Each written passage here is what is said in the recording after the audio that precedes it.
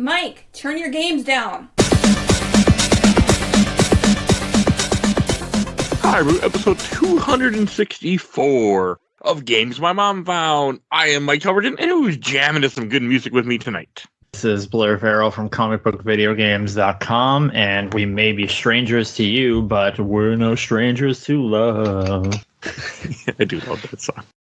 Brandon from the Nomads of Fantasy, and I would flarking love to talk about this in my podcast because this game rules. You should. I want to hear what Dave and Eric think of this game. I've been pushing them to play it, and they're like, yeah. It's just 2023 had so many good games, it's hard to go back and play something from a couple years ago, I think. What's 2023 games? I mean, the newest game I ever played is from 2021, I think. So what are you talking about? You played Gotham Knights. That was 2022. Okay, so 2022. I don't think I played anything from that came out in 2023. That's beside, I played 10 minutes Spider-Man 2. Yeah. You gotta be like me and just play all retro. Prime. I didn't play that. Not the new version of it. Well, it's the same thing. So we are here to talk about a game that I had no interest in covering until Blair convinced me to.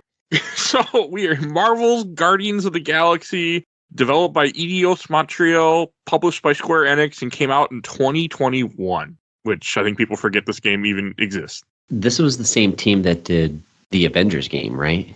They were a support studio. Crystal Dynamics was the lead, Eidos, and I think Nexus, who's now owned by Sony, did the porting to PC duties. Okay. But their name was somewhat, I don't know, I feel like the Marvel video game had a bad taste in it, and people were not interested, which is a shame because, I don't know. I mean, I got it for like $20 off of Amazon, and I was blown away. I was like, man, I really should have just got this when it came out, but for $20, it's well worth that price that I paid. I got it in, they had some Humble Bundle or a Fanatical. There was something where it was like a really good deal, and I was like, fuck it, I'll buy it. And that's how it ended up on the show. And because Blair, you were always talking about this game. I wasn't sure about it because, like many people, after the whole Avengers thing, I was like, whatever. I think there was definitely a few others. Like, I know I was a primary one, but I feel like there was others. I just can't remember the names. And you've had Greg, CJ, and Phil from Player One Podcast on the show, and they gave this unanimous Game of the Year for that show in 2021 as well. It was my Game of the Year from our podcast. Yeah, I was like, I can't, like, this game is just so good. Okay, you see, I didn't listen to either of those recordings. Some people talking about this game. I just had Blair, which is an opinion I trust very much, telling me to play this. Well, Blair, what is like the key thing that made you push him to put this on the show? Well, for one, I know Mike has played, like, I don't know, recently, like Breath of the Wild and a bunch of RPGs. It's short, and I know it's like pretty linear and story-driven, which I know are like all things in the Mike Albertin checkbox. They are, yes. Where it's like short, little to no resistance. You've done a lot of Marvel stuff. Like, the story is great. Performances are great. It's not overly challenging. And I mean, you've covered the Guardians movies in the past. We did Avengers and Gotham Knights, which I think you came around on once we did those. So I did, yeah. Avengers last, but yeah. Yeah. If you like those, then there's like no reason why you wouldn't like this one, because it's, of those three, it's the best. Oh, it's a damn good game. Like, I was just skeptical because I also, after Guardians Volume 2, the movie, I was really burned on the characters. And that's not, I just really hate that movie. I don't know what it is, but that's one of those movies where it's like, it hurt me here. It's up there. But, you know, I was just skeptical. Like, I was also, because when Avengers came out and we saw the different versions of the characters, which are fine versions, but I think I was too connected, and I feel like as a society, too, like people, the zeitgeist, we were too connected to those actors as those characters, and then you can't have them, so it kind of like throws you off. Like in here, I had a little bit of that issue where I'm like, these aren't the actors, but it went away within minutes. I was like, I don't give a shit. These are better. Like, when I finished this game, I'm like, these are better than the MCU. I'm completely okay with these versions. Even though they're inspired, they're clearly inspired by the movie MCU version. But I feel after spending the movies, you get 2 hours with these characters. In the video game, I mean, you might spend 2 hours each night playing this until you beat it. So you spend a long time with these characters. So I definitely prefer this version of Drax and Gamora. I thought they were better here. Yes, 100%. Drax is good. I really, really like Gamora in this. Yeah. I'm assuming it's more towards the comic of Guardians. I don't know anything about comics of Guardians, unfortunately. I've never read a single issue of this team. The reviews say it's like a hybrid of like the MCU and the comics. It's a lot of things, and I think for them, this game had a lot of things stacked against it before it even came out. I think the biggest is that it has the same publisher as Avengers, and when Avengers eventually unveiled itself, it very much was, I know the joke is like in Spaceballs, it's like, you idiot, you captured their stunt doubles, and they look very much and act like the MCU. And when the Guardians game showed up, people had a bad taste in their mouth because of Square and Avengers. So when this eventually revealed itself, they leaned in the trailer towards Star-Lord with a tape player, like Drax doing his kind of shtick from the movies. So it looked like the bargain basement's MCU. But then as I haven't read a lot of Guardians, I read some of the Brian Michael Bendis run. I've read the Dan Abnett and Andy Lanning run, and this owes a lot to both of those. Like, I know it's shocking how much things they bring up in this. Like, in the movies, it's Ego as his dad, and this, it's Jay, son of Spartax, which was something revealed in the Brian Michael Bendis run. And, like, the war, and even, like, Richard Rider and Nova. Like, if you just go into the Collector's Museum alone on Nowhere, there's so much stuff that goes way beyond, like, the Marvel, like, films. Like, this is leaning more towards comics. Even the costumes, which I'm shocked that Spider-Man didn't do this, they give credit to the writers and the artists who made these suits that are unlockable. Yeah, I like that. I did not know you could go to I went nowhere, but I didn't know there was a collector's place. I didn't really explore. I just played through the game, but that's cool. Yeah, you can buy a ticket, or there's a bar you can go into and you meet a character named Lipless. And he's like, oh, you're my friend, and you don't know who he is. So you kind of have to like fumble through this like Storm Rider song, and he'll give you a ticket. And like in the ticket, it's, I know, like the ultimate nullifiers in there, Stanley's glasses, Frog Thor's hammer, Richard Rider's helmet. Yep. That is so fun. Yeah, cool. They had the Frog Thor there. Oh, I thought that was funny. Thor now. I did get some of the references because there was one where I caught a couple Easter eggs when you were going through a computer at one point. You could see Richard Rider and said missing in action and some other stuff. Like, that was cool too. Yeah, I would. I don't know if you can replay any chapters in this game. I don't think you can. You can. Okay, if you can, I don't know. Just go. I didn't look. I would say while it's still installed, just run around. Oh, is it? Yeah, I would say you could. The moment I beat a game, they get uninstalled. Oh, okay. So what's funny is when I beat this game, I beat it a year ago, like this week, and here I am replaying it again. I did the New Game Plus. Nothing crazy, but you get to keep all your abilities. So I was just flying through the story the second time, and yeah, it holds up. I there's so much that happens in the story. I kind of forgot some of it. I mean, this game, I don't know. It does some fun things that, like in one of the earlier missions, Rocket takes over the HUD of the video game. And while you're trying to like navigate across this level, you're also supposed to challenge him, taking out like these aliens that are hanging around or something like that. So you can, stuff like that was like, oh yeah, I totally forgot that this game plays around with the game itself. I won't give away the one that happens at the end of the game, but I thought stuff like that was really charming. And I'm like, this game just has so much charm to it. I also love how that is the reason for all their problems. It's because they were shooting ugly things inside this quarantine zone. Yeah, what do you guys think of the plot for this one? I think it's a pretty cool concept. It's good.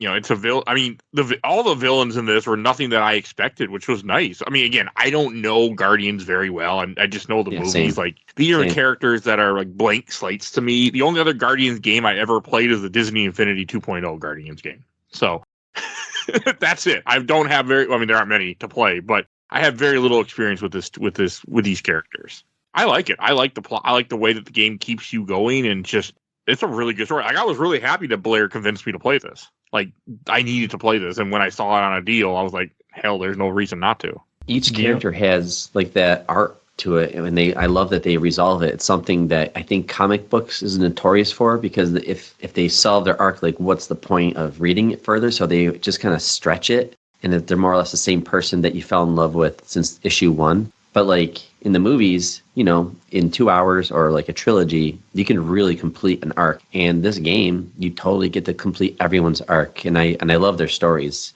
I think Gamora's is my favorite, but Drax was really good. And even Peter Quill's, where from the way the game opens when you're a kid, in the flashbacks and then all the stuff that happens at the end, I thought, like, I truly care about these characters. And usually video games, at least for me, I don't get emotionally connected. I just can't. I don't know if it's the writing. I don't know if it's what it is, but I can never really truly connect with a video game. But this one, I don't know. I want more. Like, I really want a sequel. Yeah, that's not happening. No, unfortunately. Even one of the producers, I can't remember his name. He's with EA Motive now, working on the Iron Man game. So I think a lot of the key people, and I think Jason Schreier I think he had some scoop about what they're doing next. I think it's like another Deus Ex and something else. And it's even weird now because what happened, I guess, talking shop, it was that Eidos and Crystal Dynamics were owned by Square, and after this game came out, they were sold to the Embracer Group, which is a terrible bunch of investors who are ruining video games. So the publisher is now patched out of the start of the game. What the Okay. Well, Embracer lightning in Group the is not bottle, good. I guess, this game. They somehow pulled it off. Nobody wanted to play it. And here, if you are listening to this and you haven't played it, like, you probably can get it real cheap. And it's beautiful. It's well acted. It's genuinely funny. It's got a good story, and it's got that length that I like. How long did it take you guys? Like 12 hours maybe to Yeah, get through this one? I also played a New Game Plus, and I kind of had a muscle memory of kind of like how I approach encounters. Yeah. So I think the best comparison I can give to anyone is if you love Naughty Dog games like Uncharted and The Last of Us, basically very linear, story-driven games. This is a Naughty Dog-ass Naughty Dog game. But with like Mass Effect, right? Because you have your squad that you're controlling. Like, because you only play Peter Quill, but you get to control more or less the actions of the other characters. Chat with them. And it feels good the way they do it. And that's how I always envision this, like a Guardians of the Galaxy game being, is the only thing, and this is not a slight against the game, it's kind of an industry trend now where I love replaying this, but what's hard about certain games like this is when you're replaying them and you kind of know the beats, and it's like a little bit kind of not boring, but you just have to kind of know what's happening. Mm-hmm. I know you haven't done the most recent Resident Evil games in this show. Unfortunately not. But in Village, there's like an incredible sequence. But when you replay the game and you know what's happening, it's a slog. And there's only like a few moments in this where it's just like, okay, I just want to kind of get on with things. But for the most part, like it's linear, but there's just enough room to explore off the beaten path. And like there's always something, whether that's resources or costumes, to find. And I know there was some pre-order bonuses, and what's great is that you can find those. So you're not. I didn't know that. Yeah, like everything. Because I bought this day one on PlayStation 5. Like I have the collector's edition with the steel tin. And I think it was, I can't remember which suits were in that bundle, but you can still find them in the game if you just bought into the regular edition. That is nice. Like, I appreciate that they weren't assholes about it. Because I feel like games usually like, oh, hey, since you didn't get the pre-order bonus, well, you can buy it here for $5, $10. Woohoo! Like, they like to do shit like that. I like, Blair, what you were saying about, because, when you play this game twice, the only weakness I think this game has is its actual gameplay, like the fighting. It's not bad, but it's not great. And it's like I think it's the weakest thing. It's kind of some of the down. Fights drag on a bit too long, especially towards the end. Right. Yeah. Especially when you kind of have your rhythm. So it's like my strategy is I use Rocket to bring people in, I snare them with Groot, and then I just have Gamora jump on top of them, which generally kills enemies. So I don't really play around with a lot of the other things. I just know my build, as it were.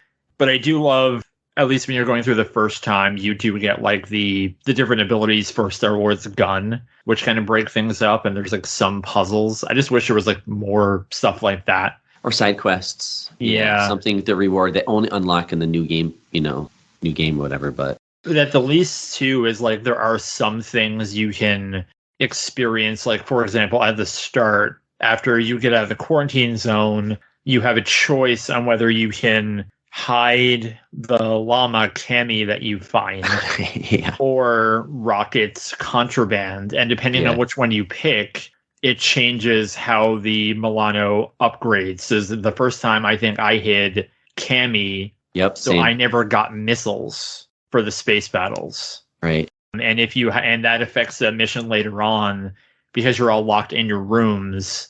And if you pick the contraband, you have to. There's a mini game where you're basically singing "Don't Worry, Be Happy," and Gamora is a terrible singer, and you have to use that to kind of guide Cammy to a button or something. But if you hide her, you just have to like sneak out a hole that she chewed into your room. Okay. Yeah, the game has a few of those. Some of them are a little bigger than others. I think there's one with Rocket where it's like, hey, we can just, like Drax is like, I'll just throw a rocket across this canyon or whatever, and then he can hit the button on the other side. And you have to decide, like, to humiliate and let Drax do that, or say, oh, we'll just have to find another way. I don't know if that actually affects the story. I think that you just have to play more of the level, maybe. But I know because I didn't throw him. I had to go around. Me neither. Yeah, I threw him the first time, and I remember he was very mad because he gets mad at you throughout the whole game. They're always yelling at each other in this game. Well, that's just the team in general. I feel Right. that's just who they are, and they capture kinda, that well. Oh, to answer your earlier question, I put about 14 hours into this game, and people who know me, I play through fast. Like when we first started this game, I was not into it. I was just during the whole quarantine, I was kind of like, this is okay, combat.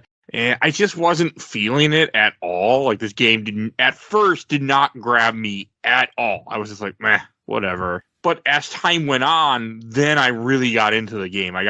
Yes, the combat can get repetitive. Like you guys are 100% right. Because I never really stuck to doing the same things. I don't know why, but I would just switch off randomly just to do other stuff just because I didn't really ever pay attention to how I should do it. I don't know. I just didn't care as much. I had fun. I didn't have a really good strategy for combat. Was it the group huddle in the action scene? Is that what got you when they started playing the music? I think that helped when that first showed up, and the first song I got was, I think, Never Gonna Give You Up. And I was just like, all right, I'm sold. And that's what started it. It took a little bit. Once I got through the quarantine zone, I got farther, and I think then I started to really get into the game, started to understand it, and appreciate just how much this game is wandering around, talking, exploring a bit, following a linear path, which is nice after all the games I've been playing, and then a combat scenario, which is a closed arena, essentially, where you fight endless amounts of enemies until they run out. And I got okay with it, because it just got fun enough. But again, this is a game that you experience for the story. You experience for the random banter between the characters. That's what this game is for. It's not, if you want a stupid combat game where you fight the same enemies for hundreds of hours, you got Avengers for that. So yeah, and I like seeing Mantis and Cosmo and all those characters. Mantis is incredible. She's my favorite character in this entire game. Same. I did not like her in the movies, and I'm like, she is great. No, I like her in the movies, but I hate her in the movies.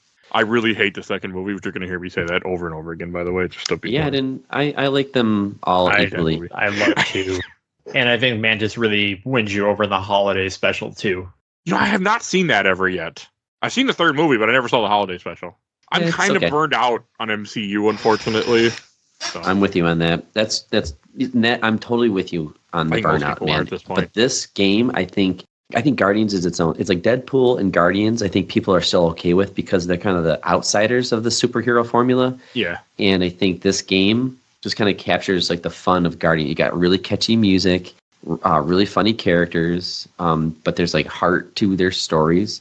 And again, the visuals, just the worlds. It's every world, the art direction was just killer. This, I always just wanted to see more. I'm like, man, it just looks good. It's what I love about Cosmic Marvel. As I only really got into it in the past few years, I was reading Guardians, and then I read the Silver Surfer books by Dan Slott and Michael Allred. And what I love is that you can take these people and put them anywhere, like on these weird planets and space stations. And, like Marvel Spider-Man 2 came out this year, and I mean, it's a great game. I didn't love it as much as everyone else, but the thing about Spider-Man is that he's in New York, and it's game 3 now, technically, and the second one has snow, but it's a lot of the same places that you're going to. Yeah. There's only so much you can do unless you pluck Spider-Man out of there and bring him somewhere else, and then it's like a little bit weird. Like Shattered Dimensions, for example, it's like every level is something different, and that's just the conceit. But like with a cast like the Guardians, like you're going on nowhere, then you're in like the weird golden like universal truth ship, and you do go back to some places, but even then it's like the Nova ship when it's just like completely wrecked. Oh, I love and you're it. like kind of figuring out like what's happening. That's when it gets really good, I think, is like when Nikki is taken, and that's when the story really gets more serious, and then you feel like their decisions matter. And like the whole loop with her, with the whole birthday cake, that whole, I don't know, I'm a sucker for a loop, I love when like I have to do something over and over, and I'm like, man, this is like, I gotta, like what, trying to figure it out. It's like a Twilight Zone episode. It's just like, what is the hook? Like, what is going on here? And I didn't see any of that coming the first time. But it made sense. They have a couple, I don't know, plot twists, I guess. I mean, we can definitely spoil everything as we continue on, because that's what I do. Okay. Like one thing I did not catch, like earlier when you were playing this game, like you end up seeing a yellow stone, and I did not put 2 and 2 together. And they shoot it, and then this purple blob comes out, which ends up being the whole problem for the entire game. Like I had no idea what that was. I mean, I have read Infinity War is where Magus takes place in, but like I didn't know anything about that character. I know he looks like Adam Warlock. That was about it. Yeah. Well, that's the thing, is if your only knowledge or most of your knowledge comes from, say, the movies, It does. which they kind of have to do their own thing based on how they've planned everything out. Because like Adam Warlock is a character that's intrinsically tied to the Soul Stone. Yeah. But in the movies, he never debuted until a few years after the Infinity Saga was over and all the stones are gone. I thought it was weird. I really thought Adam Warlock was going to be in the movies before that when it came to the Soul Stone. Well, he probably would have if James Gunn never got, unfortunately, canceled. Oh, yeah. That happened before Endgame, didn't it? Guardians was supposed to come out like a lot earlier, and then people dug up weird or just like tweets that James Gunn had already apologized for, and these were happened before the first Guardians came out.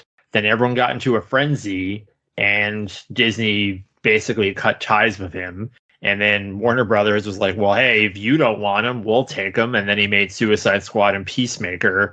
And then they're like, okay, we want you back now. And then Guardians happened, and now they basically created their worst enemy because James Gunn is now the leader of DC Studios. Right. So it was like weird... to be fair, it feels like it won't matter because when DC Studios takes off, I feel like Marvel is just crumbling down anyway, and just they need to take a step back. So. And that's the thing about, like, you mentioned like Deadpool earlier and Guardians, and the thing about those properties, and I mean, Ryan Reynolds isn't like the director. I think he might have some writing input on Deadpool, probably more than what I am giving him credit for, but he's kind of the one who's spearheading that project. And same thing with James Gunn and Guardians. Like the Guardians films, they are in the MCU, but they're also James Gunn films, which is why in this past year, like Guardians 3 felt so much more different and refreshing than a lot of Marvel's output recently, because it has his stamp all over it, and it doesn't really set that much up except for maybe what the team looks like going forward. And this game owes so much of that, because I mean, you have to, because for many people, like even yourself, Mike, like you mentioned, like you haven't read that many of the Guardians comics, so you kind of have to lean into like Star-Lord having the tape player, Drax being somewhat literal, because that's how you get people in. But then once they're in, you're going to learn about like the Magus and Adam Warlock and like Peter Quill's actual lineage and how it relates to like this planet. And like I'm shocked that like even like Yondu is just he's just in jail this entire game. There's no hint that he's Right. going to come back. Because it's not like a recreation of what we've. This is the thing that video games do that I can't stand sometimes. It's like, okay, you saw the movie, right? Yeah, okay. All right, let's make that again. And I'm like, no. It's just like do something a little bit different. Like, don't be so different. But they did with this one is it's just the events after. So, like, Nebula's dead. Gamora kills her, I think. Thanos has already been killed off. I like that the stuff that we're already familiar with. That's in the past. This is like now they're trying to figure out what are the Guardians of the Galaxy and get their brand name out there and get people to understand you can hire us. So I like that you're kind of thrown into it, kind of like what Game of Thrones and Star Wars did, right? They're like, I feel like we're in the middle of a big story, and like you are. So enjoy. And I think that's what this game does. You just kind of start running, and I don't know. I thought that was a smart move because I was like, oh, these characters are dead already? Oh, okay. And then that let me meet like Lady Hellbringer, which is awesome. So I after I got introduced to Lady Hellbender, which is fucking awesome, by the way, I like her a lot. I looked up her comic because I'm like, and her first appearance is not an old comic and is not expensive. And I'm like, I was really tempted to order it on eBay just so I could put it on my wall. She's a pretty recent character because I didn't know who she was. And that was hilarious. The only real villain they had showcased in some of the trailers, I think until... I think it was in the trailer for during a state of play where they announced Spider-Man 2 and Wolverine. And I saw some of the characters. I was like, oh, this might be Universal Church of Truth, which is the first arc of the DNA run, if I'm not mistaken. I mean, I should take it back. The only Guardians comic I did read one sort of. I read Old Man Quill, but I don't think that really counts. It's from the Old Man Logan type stuff. I read that one. And that talks a little bit about his lineage, but I don't remember anything about it because it was in 2020. So, well, it's like the opening is pretty much because Star-Lord's a weird character who's existed since the 60s or 70s, and he's had a few different origins, and I think only recently they've begun to reconcile all of them. So the whole he's the prince of Spartax is from the Brian Michael Bendis run that started in 2013. They did an issue 0, which is pretty much just almost the start of this game where he's home with his mom and then he gets taken. Although I think it's the Badoon, which is another Marvel alien race, but this just used the Chitauri because it's a more familiar name, I guess, and just generic alien monsters. I mean, I was glad to see the Chitauri. I was like, these aren't the Chitauri I know, because unfortunately all I know is from the movies, unfortunately. But I like this. I like that they're just giant Hulks, essentially. I mean, that's what they look at me, like giant Hulk-like creatures. And then I realized I really want Chitauri and Marvel Snap as a card. That's And this is what I miss about kind of licensed comic book games, because they're bringing in a lot of stuff that make you want to go and read, as opposed to kind of just doing a lot of the same beats. If you read this and you go see the costumes and you just go into the viewer and it's this is from Guardians of the Galaxy issue whatever 2014 written by whoever, and you're like, oh, maybe I want to go read this, or who is Richard Rider, and then you'll start getting into a wormhole, or sorry, a rabbit hole of oh, what happened here. And I think a couple of years ago a lot of this was out of print, but now they've recollected it. When I started reading Guardians of the Galaxy in 2013, I wanted to go back and read the Dan Abnett, Andy Lanning run, but it was all out of print. Because there's a few books, it's Annihilation and Annihilation Conquest, and those are kind of a big Universal War setup for their Guardians of the Galaxy run that kind of brought in the team of Peter, Gamora, Rocket, Star-Lord, etc., which you see here, and they kind of loosely bring that in. And yeah, it's such a huge universe, like you said. It's like Star Wars, where something has happened but you're just coming in on this story. Yeah, the world building I think is pretty solid. It's taken something that you're familiar with, be it the comics or the movies, and kind of does its own thing. So I think anybody that is a fan of Guardians of the Galaxy, sounds like, because I'm hearing you, and you clearly are a fan and you enjoyed the game.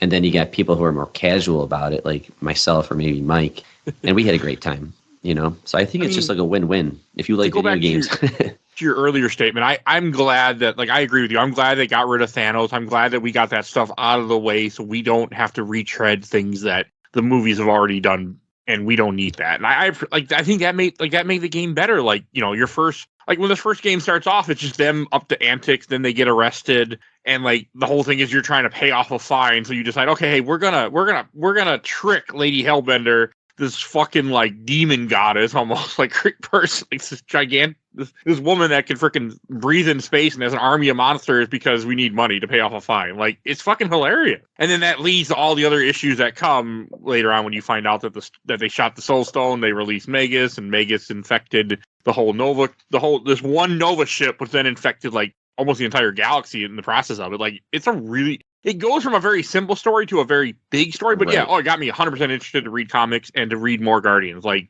I don't really give a shit about these guys normally, but I'm like, I want to read more now. Right. So for the Lady Hellbender mission, which did you pick? Did you pick to sell Rocket, or did you pick to sell Groot? Groot. The first time I did Rocket, the second time I did Groot. That's what I did too. Yeah, and it's the same outcome. I didn't finish my second run through before this recording, so maybe there's something at the very end that happens, but I didn't notice anything. I don't know if you have to, because I know when you rescue Groot, you have to sneak around and not wake up any of the sleeping mercenaries. I'm not sure. Oh, you know what? Yeah, maybe that mission was a little bit different. All I remember is that Rocket, if you put Rocket in situations, he gets very mad at you, more so than usual. That's what I did the second. I was way nicer to Rocket. When I play games like this, I always try to make nice decisions. It's just me too. In my Good guy. DNA. Yeah. I mean, at this point. Yeah. So that's what, like, but this game kept me going the entire time. Like, I'm watching the speedrun of it right now to try to remember stuff that I forgot. Like, I've been playing too many games. Well, I got a question. Did you guys close the refrigerator door on the ship? No. Oh, bunch. I don't think so. Maybe. Every time I walk by it, I have to. It's such a fun little thing. They just have this little refrigerator door open in the middle living room area, and you can just close it. And you just keep closing it, and I don't know. The banter around it, it's funny. Oh, the ship in general. I want to take us in. So that's something that I think video games get right or wrong. Destiny is a great first-person shooter, but like you don't have any time hanging out in your ship. And I feel like a space game has to nail that. And then Starfield came out, and it's just a meh experience in your ship. So I feel like some games get this right. I know Mass Effect did a really good job where you get this big ship, you're the captain, and you walk around and talk to people and all that stuff, and it feels like your own Millennium Falcon or something. In this game, it has it. Like, you don't have to walk around and talk to people, but if you want, you can go. There's a space llama down in the docking area, you know, so it's got that, like I said, Mass Effect thing, you know. You can just kind of walk around and talk and play it real RPG mode, or you can just do a straight up third person action game and just beeline it. I mean, to also like another thing you were kind of like I did run into some stuff where depending on your choices that you make or how you do with the dialogue trees will play out later. Like there's an early part with Nikki where if you get the key card from her, you end up skipping a whole battle later on in the game. There are multiple stuff like that where you could skip fights depending on how you talked. I love that too. Yeah, and in the final battle, because something I actually had to look up how to do it because I did a few runs through when it came out, and I think it wasn't until my third playthrough when I bought it for Xbox that I had the world mine show up in the final battle. Oh yeah, when you talk for the Kree. I didn't know the Nova had a world mine. I thought that was the Kree, but then again, I don't. I know they have the Supreme Intelligence. Well, that's that big ugly blob thing, right? Yes. Okay. It was in the Marvels for like a hot second. You know, I haven't seen that movie. I mean, a lot of people haven't. I wanted to. I really wanted to, but I didn't want to go by myself. My wife, you can go by yourself. I'm like, but I want to do a date night where I get to see the movie and take you out and make you happy at the same time. But I was like, yeah, it's not worth it otherwise. I'll go record. So I didn't go see it. I saw Aquaman though. It's weird. She wasn't interested in going to see Marvel, but for some reason she wanted to see Aquaman: The Lost Kingdom. Well, gee, I wonder why she wanted to see that. Me too. I know. So I was thinking about the plot actually. So there is a couple main villains in this, but you have that Golden Church character. I know he's probably from like the comics. I've never seen this guy, but what they call it, the Universal Church of Truth, yes, led by Grand Unifer Racker. Right. Okay. So he was already captured by the Nova Corp in the beginning of the game, and Peter Quill is the one who releases this main villain, right? So like the dark side of what's his face. So like Adam Warlock. what would have happened if he didn't release that evil creature and you have Raker on Nova Corp? Like, was he going, because he's the one that's taken over people, right? Was it what would have happened if he never released that creature? Like, would this have played out the same? I think nothing. I think he just would have been arrested and that would have been the end of it because he wouldn't have had the power. Magus was searching for like a host and searching for connected with someone who he's the guy that released Magus. Yeah, he was trapped in the Soul Stone and then it got out. And then they were, because even the catalyst of everything, I kind of fumble on the start because I think they also were going around the quarantine zone because they knew something was there related to the Magus and kind of the promise, which is kind of like Monkey's Paw Wishmaster style thing where you get what you want, but it's not real. So yeah, it kind of like, it just would have been, nothing. They just probably would have went to Lady Hellbender, paid off their fine, and then that would have been it. Okay. Yeah, it wouldn't have if I remember correctly, I think maybe he was in the quarantine zone. They caught him, and that's why he got arrested. I can't remember. They said they just found him floating in space looking for his church or something. But yes, they didn't have any like the weird faith energy that powered their ship, and then I think, because you find out that Carell, who is like Peter's, Flame. Peter had a past with, like Old Flame, which I think I have a book. They did a tie-in novel for this, and I think they mentioned that when they get together on that planet and everything. And then the incident happens where like she effectively dies, and then it's Nikki's fault because she's stowed away because she just basically wants to grow up fast. Oh, I really like Nikki. I like the whole storyline, how they lead you along all game with Nikki. That was great. Yeah. That actress is about 20-something years old. That's fine. She does a good job. Yeah, it's sad. It's a sad story. You're thinking, they make you think, hey, this could be Peter Quill's daughter, and no, it's not the case. She's really just she's like, was it Gamora, right? She was a war orphan, because the entire game they basically say like, and I kind of wish they would have pulled on that thread and just had it be, but then as the game plays out, he's like, okay, she's going to be like a surrogate daughter, and that's a character that I didn't really know a lot about because is she from the comics? Yes, because I looked her up after because I thought it was someone else that she was going to turn into. But then I looked it up and I was like, oh, it's this person who I don't really have a lot of background with. Okay. Yeah, I liked her. Nikki was great. Honestly, all the characters. There was not one character I was like rolling my eyes against. Like, I thought all the characters were fun that you meet. They were. Everything like, but I want to go back to like Mantis. As I was saying before, like, I really don't like Mantis in the MCU, but in this, she was just, everything with her was great, and like her being like, oh, I can see the different, timelines and everything. Like, I like that. Oh, this is the one where, hopefully this isn't the one where you die. Like, it was just so good. Cosmo was great, like, especially when you get to fight Cosmo and he gets kind of in with the corrupted by Magus. Like, that was funny as hell. He's like, and they're like, you're a good dog. You're a good dog. All I can think was Guardians 3. Yeah. Take it back. Who were those twin goons that attack you? They were pretty interesting. They got me from the comics. They're actually from Thanos' first appearance in comics, by the way. Oh, no shit. Okay. They're on the cover of that book that is now worth tons of money, and I had a chance to buy it for cheap, and I fucking regret it. But that's neither here nor there. I had a chance to buy it for $50 years before Thanos was in the movies, and I did not. So, whoops. Maybe it's even cheaper. But Iron Man 55, I think, is the issue number. But no, they're old characters from the comics.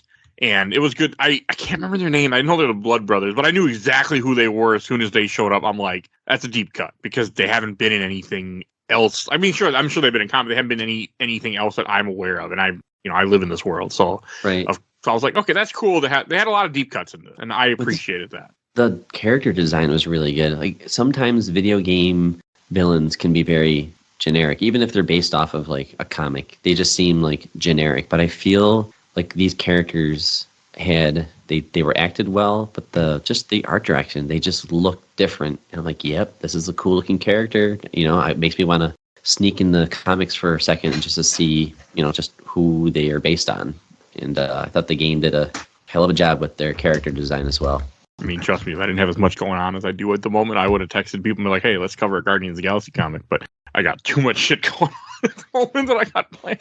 Yeah. But, no, I mean, that's what this game did to me. It made me want to dig more into it because the characters are just so well done. So, like, I mean, that's impressive to me when you could make me that interested.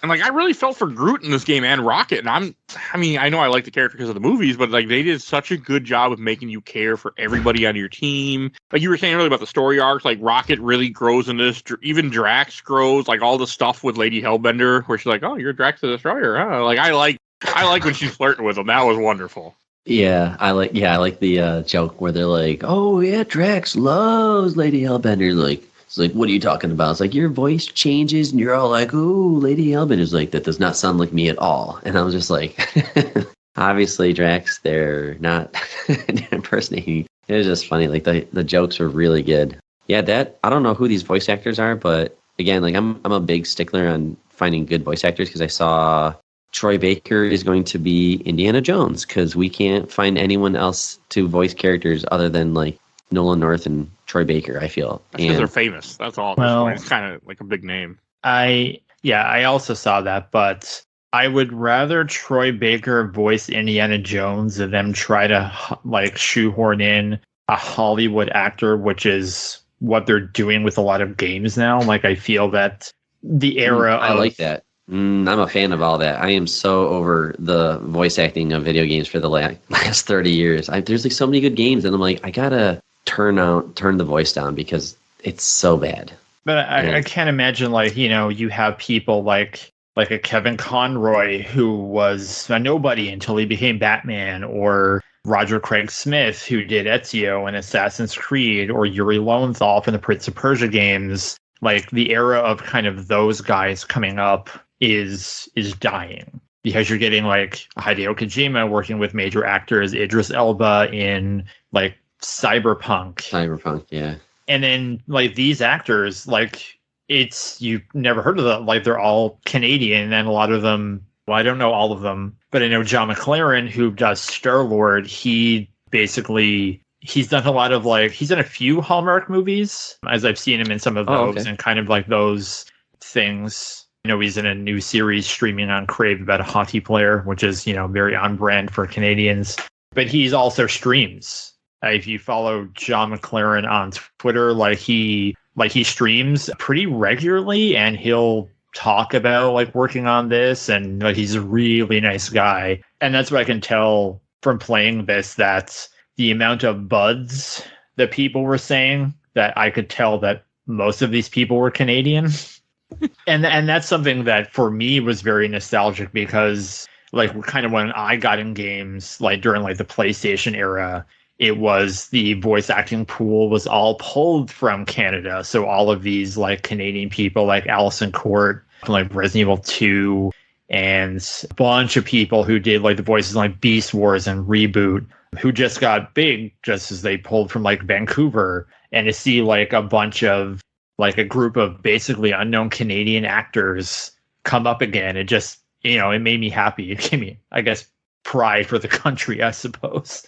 I don't know. I'm liking this mix because when you get, it's like a little game called Firewatch, and one of my favorite parts about that game is there's the actor, I think it's Rich Sommer or something like that. He's from Mad Men. He does the voice of Henry, and it's a very dialogue heavy game. And I just feel that those people are at another level when it comes to if they can pull it off, because it's not everybody's going to be like kill it. You know, like Keanu Reeves. I mean, you're not watching Keanu Reeves because of his acting. I don't think, you know, it's more because he's really good at action. He just has the body for it. He just looks cool, you know. So if he does the voice to I forget the name of the character from Cyberpunk, but like, yeah, it's Johnny pretty rough. Silverhand? You got it. Yeah, it's pretty rough. It's Keanu Reeves. He did not like do anything different. But yeah, Idris Elba, I didn't play the DLC yet, but I'm assuming he probably brought some gravitas to it. He's a great actor. But so, I think when you have that, it's like some people, like you're getting people who grew up with games and they love it. But then some people just now see it as a job, and you don't get that same level of commitments Like, how much money would they spend to, say, get Giancarlo Esposito in Far Cry, where he's going to do, like, a little bit and probably get nominated at the Game Awards just because, and they could have, hired a really talented actor whose main kind of income and skill is in voice acting and just would charge a lot less. Like Metal Gear Solid 5, like, do we really need Kiefer Sutherland when we have a perfectly good David Hayter? Yeah, but that's nostalgia, I think, because like I've played those games over the years, and I don't know. I mean, it's probably the writing too. It's pretty dry.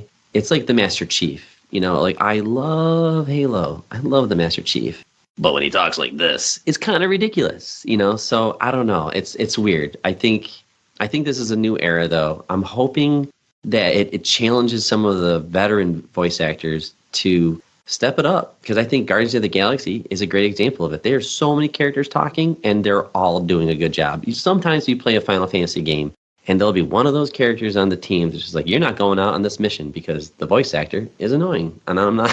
You're not leaving the ship, So I don't know. That's just me. This is a personal thing that I have, and that's why I think this game is great, because it scratches that itch where it's just like I can listen to these guys talk the whole time.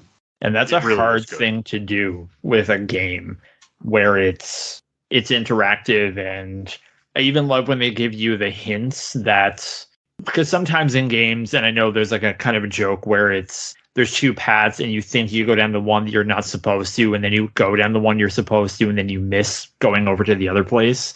But in here, if you go the way you're not supposed to, they're just like, oh, what are you doing? Come on, we have to go this way. So there's something over there, like whether it's like a costume or resources to like spend at the crafting tables. Yeah, I appreciate that. Like the voice acting was really good in this game. Like I'm usually not a big caring about, but after watching Scott Pilgrim Takes Off, which you will hear about soon, if you listen to right when it releases, I really got upset with voice acting when you could hire voice actors and you get Hollywood actors that can't voice act. So that, yeah. Those ones are phoning it in. They only have, and again, that's the thing about Hollywood actors is like, okay, I have, we have Chris Evans for like 3 days, and you have to get everything done. There's no time to kind of do it again. But even how the relationships factor into the game, because early on, for example, you can use a team to kind of solve basic puzzles. Like you use Drax to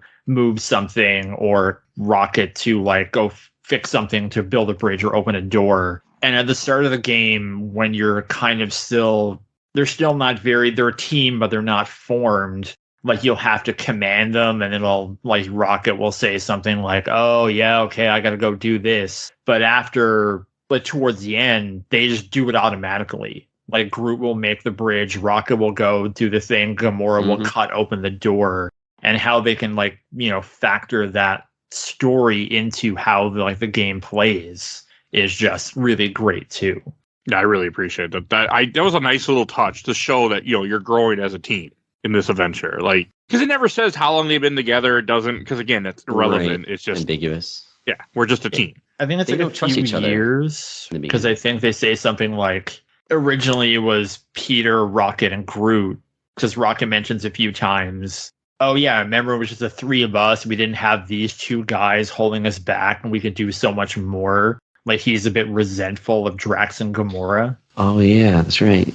Yeah, it's probably been a couple years then, but this game brings them together, because by the end they're definitely a family, which is what you notice. Like some of that stuff can fall flat, but I feel like the tension in the beginning, you're always between conversations, you can interject and like side with somebody or not say something, and over the course of the game they start like complimenting, like, hey, like that was actually a pretty good move, thanks for bailing me out there, like they start trusting each other, and then by the end they feel like a unit. And I don't know how much you explored, Mike, because sometimes you can find like items in the world that you bring back to your ship, and then you kind of like give a present, like a doll to Gamora, and then she'll like tell you the story about how this thing happened. Or you can get like a universal translator and you'll bring it to Groot, and Rocket will say like, there's no packet for translating Groot. I found a couple. I tried to explore in this game I tried to take different paths and I tried to look for stuff. I didn't try to rush through this, but I missed a lot, I'm sure, just because I just would go the right way and not realize it right away, or not see the other path. For some reason, I was really bad at telling an area where you're supposed to squeeze through. Like, I had a really hard time noticing that. I had a few instances like that too. And I've gone through this a few times, and even then it's, that loading screen area into the, the trope now where it's like the squeeze to load into a new area. Those Tomb Raider games, those new ones. I was here we go. I think God of Uncharted, War is that they with did that it too. first. Yeah.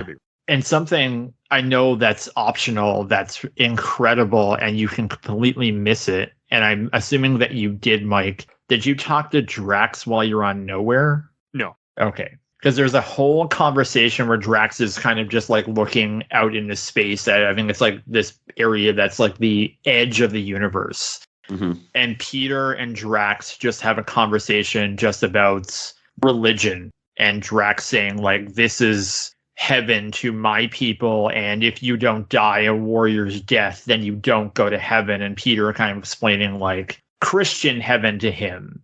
And, the two of them kind of talking about like their loss and like, I think my mom died and she went here, and like Drax is like, I don't know if my family's there because they didn't die this way. And it's so great, but it's also something that you can completely miss. Dude, the whole Gamora thing I didn't do the first time through, and the second time I made an effort to find the dolls and talk to her more. And her whole story about why she collects dolls I missed. And it's sad. Thanos just totally one day just gave her, the only time she got a gift, her and her sister got a doll. And then, I don't know, somehow when she wasn't looking, Thanos took it away from her and brought a rift between her and her sister, and they started blaming each other. And then he took the other one from Gamora. And it was just like a lesson of just like, don't like anything, you never find happiness or something like that. But he was just like a constant jerk. And she said that was the only time I thought he would be nice. And it was all just a test. So it's like, yeah, you totally could have missed that. Out on that. Yep. That's cool. But what's funny though is I did it too early in the game because I had this conversation with her about this sincere story about why she collects dolls. And I'm like, I totally understand why. And then I go to start the next mission. I go to the cockpit. She's there and she's trying to buy some dolls, and she closes it right away. It's like, were you trying to buy dolls? She's like, I don't want to talk about it. And I'm like, it's acting like that conversation didn't happen. And I was just like, but we just went through it. So I think they messed up a little bit where you can learn about the story of the dolls, and then something happens that you have to experience in the story. And it just didn't really happen in the right order. But yeah, talk to those characters. Go in their room and chat with them. It's well written. They're beautiful stories. Oh, and to go back to the Drax thing, I just want to say, so Drax is a Klingon is what you're telling me. All right. That's what I was thinking of the whole time when you said that. I'm in a Star Trek mood lately, too. So I like that Drax has got that. His mind is like taken over. That was good. That was fun, because then you get a lot of Mantis. Yeah. Well, that and the whole idea is that, he lost his family. So he's like, that's why he gave in to the promise, because he wanted his family back. I mean, right. And earlier when you were talking about the faith power, I could think of, hey, this is a situation where thoughts and prayers actually do something. I had to make that joke. Someone out there got mad at me, but I had to make that joke. And even so, in the final mission, you kind of have these new costumes that seemingly come out of nowhere. But if you go into Rocket's room and there's a note where it talks about how he's negotiating with someone to get solid gold costumes and how expensive they are. Because it's something where it's like, okay, here's our coming together moment. Like it happens at the end of Avengers where they kind of have like new suits, and the most recent Spider-Mans have had the same thing. And now here, and it's like, well, where did these come from? Like they're broke, but it explains that. And that's what happens when you kind of look under all the nooks and crannies. Yep. Oh, and also like with Adam Warlock, I want to mention about that, which I thought was amusing too, is that he reminded me of like Luke Skywalker from Star Wars. He just off, or Yoda, just off in the middle of nowhere, just hiding, doesn't want to do anything with anybody. I really liked that. It felt very fitting. Yeah. Did you guys like the two endings that this game had? I thought that was good. I unfortunately knew, because I was looking up a guide when I was playing this, so I knew what was coming. So yeah, but I wasn't surprised, unfortunately. I wish I wouldn't have been looking up a guide, but I looked up. I didn't follow a guide. I just looked up a guide to see how many chapters were in the game, so I could plan out how much I needed to beat in a day, each day. Yeah, Which did hurt the game a bit for me, and it's my fault. So I can't. Yeah, I wouldn't. I was a little bummed that I spoiled Magus. I spoiled Fing Fang Foom on the same fucking chapter. I was like, oh, I wonder what's in this chapter. Oh fuck. So yeah, I spoiled myself a couple times. I mean, it didn't take away the fun, but no, the ending stuff was cool. Like that would have gotten me had I not known that. I'm like, there's another chapter. I gotta fight Magus still. Like, It's kind of implied because you kind of see him just like urging like he's gonna vomit or something. Right. Yeah. No, it was just visually awesome looking, just like how the game ends and everyone's happy and there's a parade and they're all marching top of the world. And I'm like, this is a weird ending, I feel. Like this doesn't feel like a Guardians of the Galaxy ending. But yeah, that was great. I was like, yes. Stuff like this is fun. And games need to do this more, where they just kind of shake things up a little bit. Don't be so formulaic. The open world games have really, as fun as they are, and I play a lot of them, they're very formulaic, and they kind of need to be to get that replayability over and over again, because it's just, here's a really big map. Now go, like, okay, Assassin's Creed, what are you going to do? Somebody's going to send you someplace, you're going to kill a bunch of bad guys, find something, bring it back. It's the same thing over and over again. On the flip side, the issue with something like this is that, well, I think the sales had a lot of just negative buzz going into it for reasons we've already discussed with like Avengers and Square Enix. But what you're seeing now, and I hope we don't see it next month with Prince of Persia Lost Crown, is that a game like this comes out and someone says, like the reviews say, oh, it's linear, it's like this long, and then you would get this big like social media like wave that says, oh, it's only this long, it's this, I don't need to buy this because it's not 100 hours. Why is this worth, in Canada $100 or in the States like $60-$70? Yeah. They're saying this with the Hellblade 2, that it's only 11 hours or 12 hours long. Like, I'll wait for a sale. Like they say, I'll wait for a sale, and then it doesn't sell well, and then people play it once it gets discounted, and they say, oh, why isn't there a sequel? Like, why didn't anyone tell me this was good? And then everyone told you it was good. It's happening with Midnight Suns right now, where that game didn't sell very well, and now everyone out of nowhere is saying, like, oh man, too bad we didn't get a sequel. I'm like, well, you didn't buy it until like it was on a Humble Bundle. Like, what do you expect? I mean, that's how I got it, but that's how I get all my games. Yeah, so exactly. But it's cheap. Like it's hard because money is tight and budgets are tight. But that's the thing. And like this, and we did Gotham Knights not too long ago. When I think about the Xbox 360 era a lot, where you have something like, say, Assassin's Creed that comes out in 2007, Mass Effect same year, Uncharted same year, and in 2 years you get a sequel that delivers on the promise of the first one. And how I think with the way games are made now, because it just takes so much longer, that we're missing that. Like, just think about the lessons they could have taken from this and brought into a sequel. Like, maybe you have like in Mass Effect, how you have those like explorable planets where, like, maybe you go on the team somewhere and then you find something. Or, there's brief missions. Oh, please. Leave it on an open world experience at the end. Like, now we just release DLC over the time, and like, yes, I wouldn't even say like an open world, just small little planets. That's what I meant, not open world, but just open worlds to go. I can go and download this mission and I can go and do it. Because I would love to have even like, because I've envisioned for years a Rocket Raccoon game that basically is Ratchet and Clank. Ooh. Like, put that character in a game where he's just doing some mission, where Groot is, the heavy that breaks it up every now and then, but Rocket is platforming and shooting big guns at enemies. Definitely letting us play the other characters would have been something, even if it's just like a mission or two, Not that I was never upset that I'm only playing Peter Quill. I was like, oh, okay, that's how this is going to roll. That's fine. Just because the camaraderie, the talking, all that was good anyways. But yeah, just having a chance to be Groot, I mean, that would be so fun. I think for them to kind of implement like melee mechanics, is the melee in this, you have it. It's not, that's something I don't like about the combat, is that it's not very punchy, for lack of a better term. Yeah. Like when you Like I've just played like the Arkham trilogy again on Switch, and like when you punch someone, like you feel that punch. And the most recent Hellboy game is the same thing, where like I love it's okay, but punching people feels great. But when you kind of hit someone with this, like there's not like that feedback or jolt from the controller. It feels very soft. And like once you get the air power up later on, that kind of like you can suck people in and punch them. Like that does a lot of damage, and that was kind of like my go-to gun power. It just doesn't feel very good to punch people. Yeah, you're more like kicking them off kind of thing, I feel. Yeah. than doing any damage. So there's no reward to do it. Yeah. Like I said, I think the gameplay action parts is like the weakest part. It's not bad, but it's nothing great. It's functional, but it's not point. Spectacular. Right. And then when you play the game again and you're doing that mission, here comes another wave, and a wave is like, okay, this is not why I'm here. I'm here because I want to experience the story again. I wish I could get around this part if I could. But, well, I mean, I don't know. Gamers, the game industry, the movie industry, everything's going through big changes. Hollywood is having a horrible time, and the video game industry is having a great time. Yeah, I mean, things are getting more expensive, but not if you're working. Banger of a year. What's it?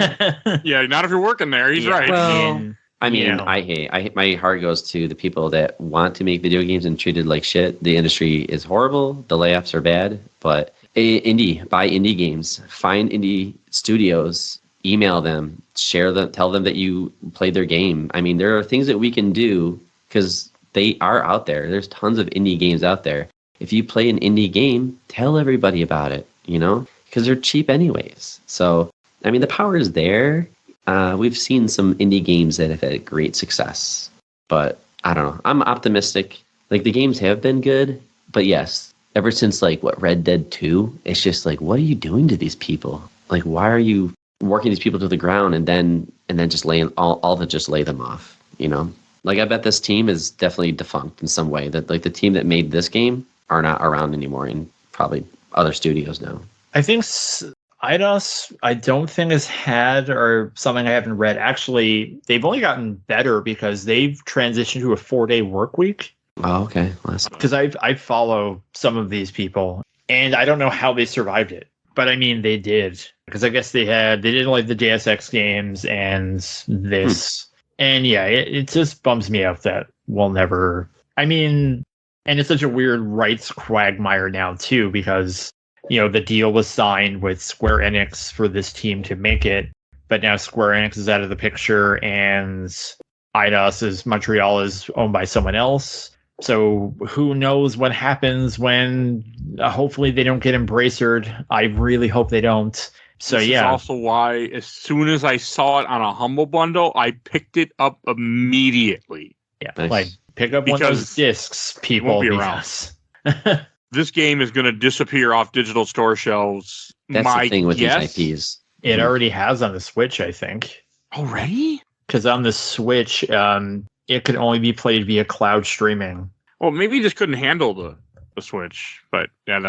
It's saying it couldn't. So it was full price, but you effectively downloaded a client, and you had to play via cloud streaming.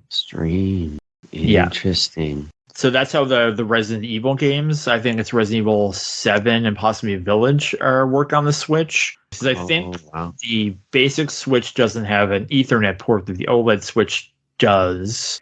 I downloaded the demo to try, and I couldn't get past the first area. Like, it was just slow and ugly, and I was like, because I'll try anything, in this type of my wheelhouse, but I was like, no, I'm good.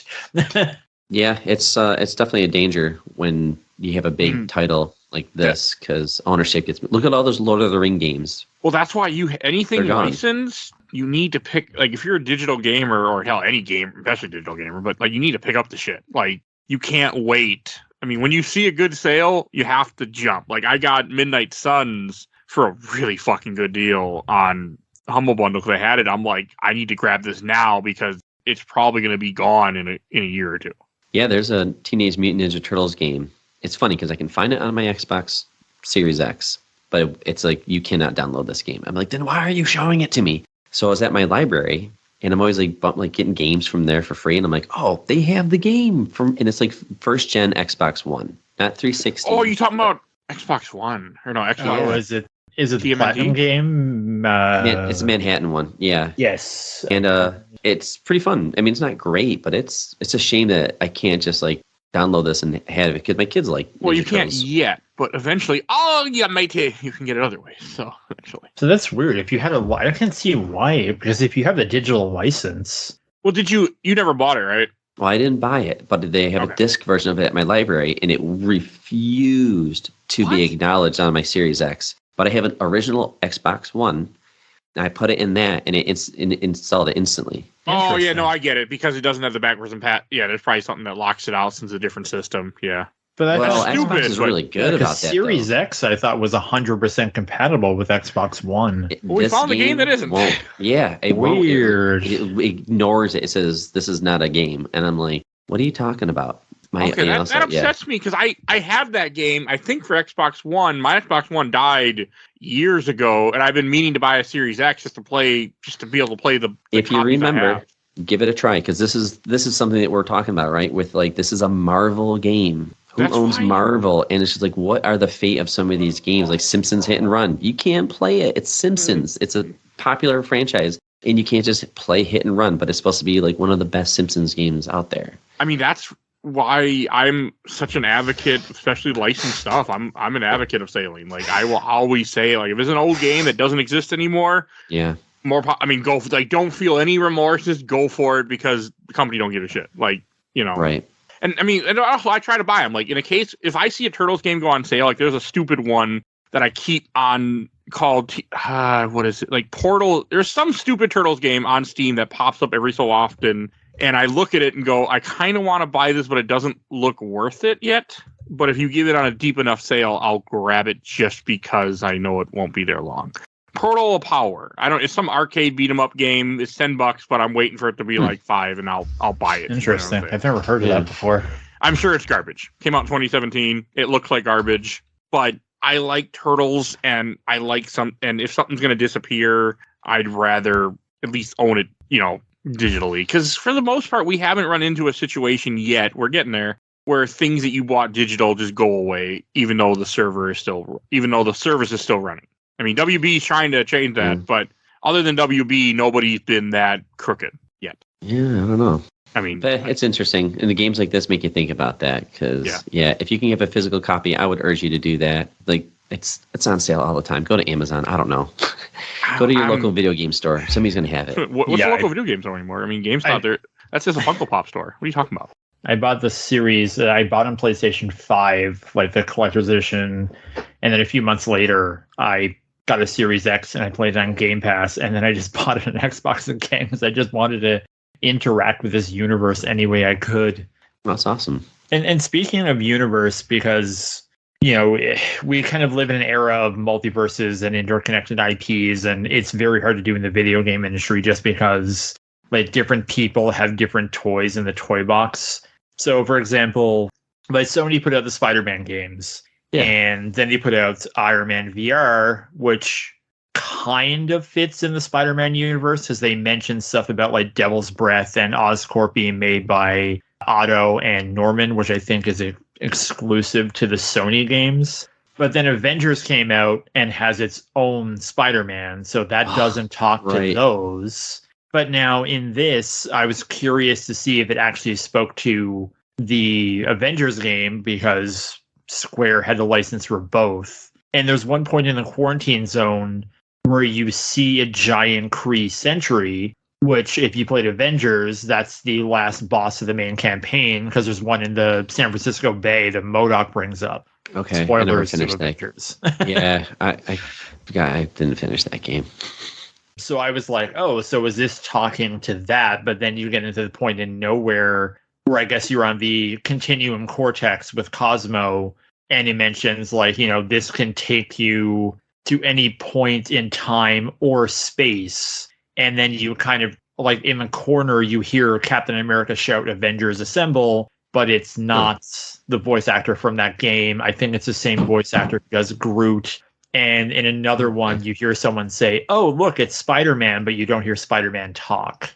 I feel like this is going to happen with Star Wars because like there's so many different studios and publishers touching it right now. I feel, and yeah, you're probably right. It's going to be messy because like how do you overlap? Oh, well, guess what? Spider-Man's not allowed on the Xbox, so tough shit. Xbox. I think it might be easier for Star Wars because like with Marvel, you have the fact that Sony pretty much owns Spider-Man to a degree, so that doesn't help things. It doesn't help because they make a console. Yeah. Yeah, they have a lot of exclusivity when it comes to Spider-Man because of that fucking contract from back then. So that they're never letting go. Spider-Man should be...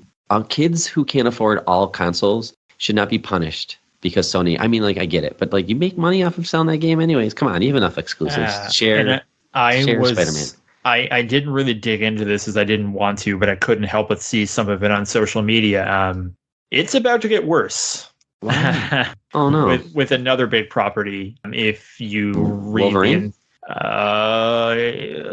yeah, kind of just it was in the whole Insomniac leak thing where I didn't want to read it, but people kept sharing it, so I saw it even though I didn't want to. But it looks like it might be happening again later, pretty soon. I mean, they make good games. Time. I'm just saying that like Sony wasn't making Marvel, so let Sony just share Spider-Man there. You don't have to tell people to like play Spider-Man 2 on an Xbox or anything like that. Like we're not saying that. So I don't know. It gets scary because like who's touching Marvel right now? And with the Spider-Man character, it gets muddy. But yeah, if there's another group of characters, great.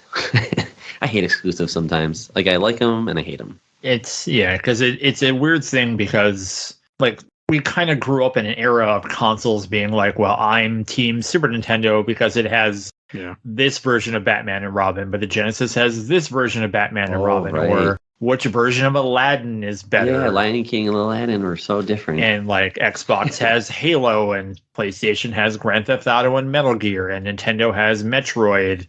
But now things are getting real muddy and people don't want everything to be shared around, which is weird. I feel that everything should be everywhere. Like you should be able to play Spider-Man 2. It should be day and date on PC, not a couple of years later. But Sony is their most profitable division is PlayStation because it sure as shit ain't their movies.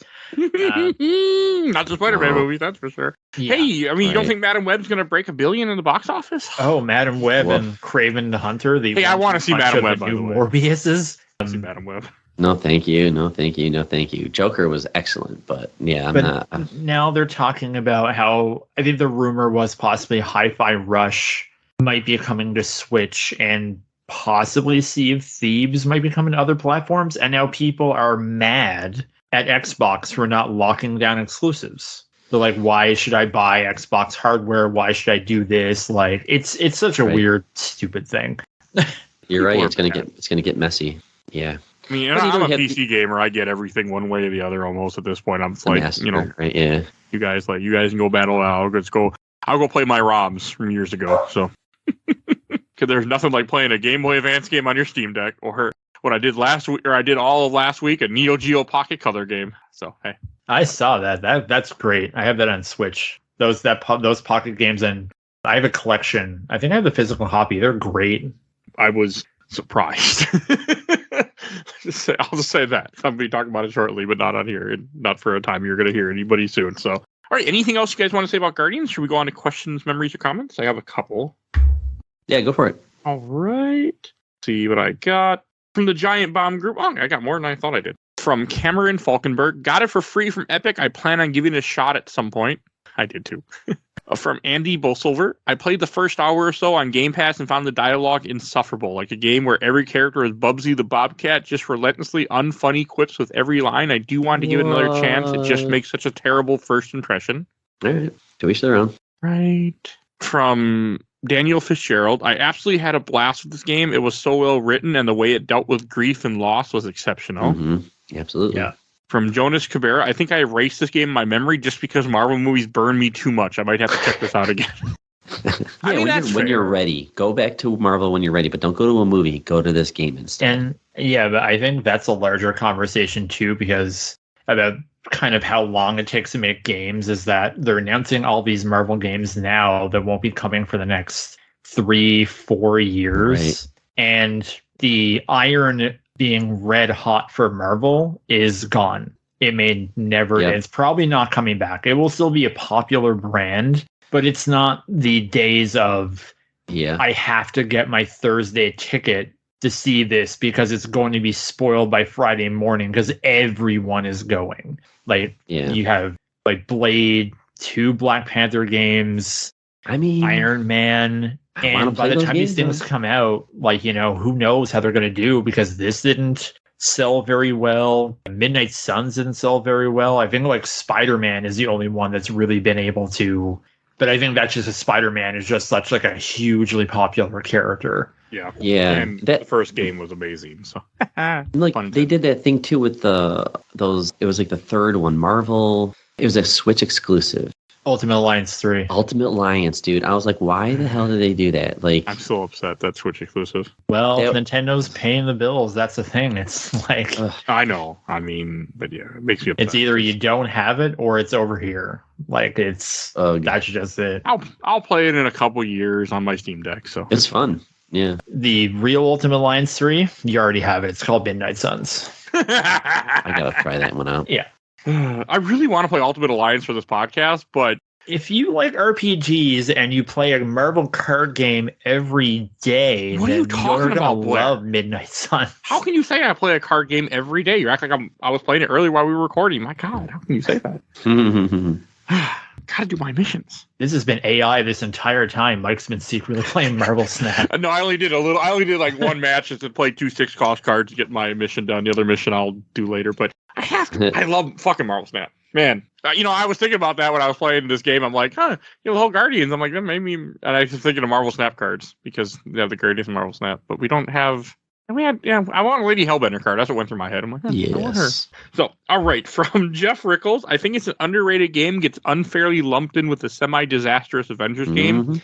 I had a ton of fun with it, and the visuals are outstanding. From Mike Buckley, the banter back and forth between the levels really made me feel like I was part of the team. The sudden minigame with Rocket comforting Drax when he needed a shoulder, helping a teammate get through his fear of water. It was the little moments that made the game feel so big for me. I forgot about that water stuff. That was good.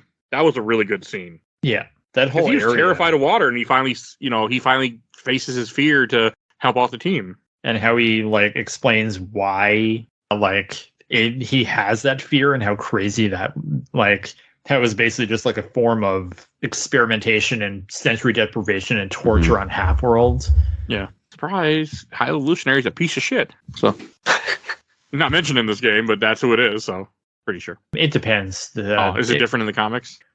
Well, the whole Half-World thing is really weird because in the 80s there was Rocket Raccoon, and he was Rocket and his friend Walrus were defenders of Half-World from Blackjack the Hare because they had to get toys to help the insane people, and then they retconned that to something else. It's really confusing. That's the problem with all these Guardians is there's no elevator pitch meeting like Spider-Man where it's guy gets spider powers, uncle dies, becomes superhero because of this. Guardians Star-Lord used to be a sun god, and then he's a guy who was a cyborg, and then he's this. Okay, yeah, good point. I mean, they're all just such random, because the original Guardians are Yondu and other characters. Again, I kicked myself. I had the chance to buy that book for $5. I'm like, I don't give a shit about you guys. But yes, I have a lot of regrets from early 2000 when I was looking at comic books. I should buy some of these first appearances, and I did not know what I was talking about. All right, from Cody Boren, I wish the combat was a little better. If you just keep every team member's abilities on cooldown, you win every fight. Yeah, but that's fine. Yeah. From Talafaraka, it reminds me of the movie games Disney used to make with their releases during the SNES and PS1 era. By all accounts, those games were for kids, but every once in a while we would get a decent platformer action game, Toy Story 2, Aladdin, Emperor's New Groove. This is what it felt like to me. I thought the gameplay was good, it captured the atmosphere of the movies well, and it was just the right duration. All right. Okay, let's see here. And from the official Laser Time community, from Alan Matthews, I really like this game as well. I need to get back to it. You do, because it's a really good game. From Chris Spewer, I played it and really liked it. Nice mix of comic, Guardians of the Galaxy, and the movie.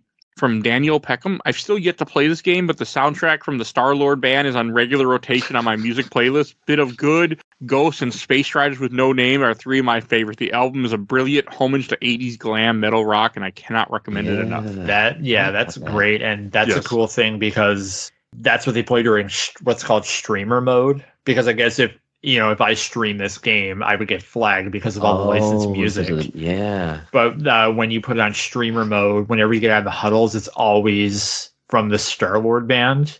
And something that's like really cool, like I love when you start the game and you have like the tape cover or the cassette fold out, you can read the lyrics and everything. Also, that Chewbacca action figure is like 100% accurate because I had that. Yeah, I know that figure too. I don't have it, but I watched enough Toys That Made Us. I was like, Chewbacca. And I used to like old Star Wars toys a lot. I have 2 in my parents' house, I think, somewhere, if they're still there. From Jose de Garcia, I absolutely love this game. Guardians are my personal favorite in the MCU, and this was the closest to a good playable MCU game we were going to get. Yeah. The new takes on some classic characters are really interesting. Also, a decent challenge and lots of fun things to find and unlock. It's everything the Avenger game isn't, including fun. And from Ross Dobson, agreed. Played through this when it was on Game Pass and loved it. Funny, well-paced with a good story and didn't overstay its welcome. And from Tyler Watson, I got it as an early Christmas gift a few months ago and played through it. Absolutely loved it. We need more like it. Mm-hmm. We do. Will we get that? I doubt it, but we do. Warms my heart hearing these comments. Well, I was happy. I mean, it's almost pretty much all positive in what I got. And I got one more group to read from I watched the entire Old Village Super Replay group. From Randolph Sparks, the licensed music in this game was simply brilliant, plus the original songs by the in-game band Star-Lord captured the vibe perfectly. I want to talk about that. We did a little bit. Like, the music was so fucking good, and I fell in love with it pretty quickly because the music. Like, the intro, when I was just sitting there, you just hear the different songs playing on the track before you hit start, and I'm just like, you got me, game. I'm on board. It's so hilarious. Like, I remember talking to random people, and it's too hard to explain how funny it is to them. How like I'm in this big battle, especially towards the end, where there's people swarming you from like towers, and I come out of the huddle and like Hanging Tough by New Kids on the Block is playing. So I'm just like shooting and laughing my ass off because like it's so funny. And like I think we both had Rick Astley.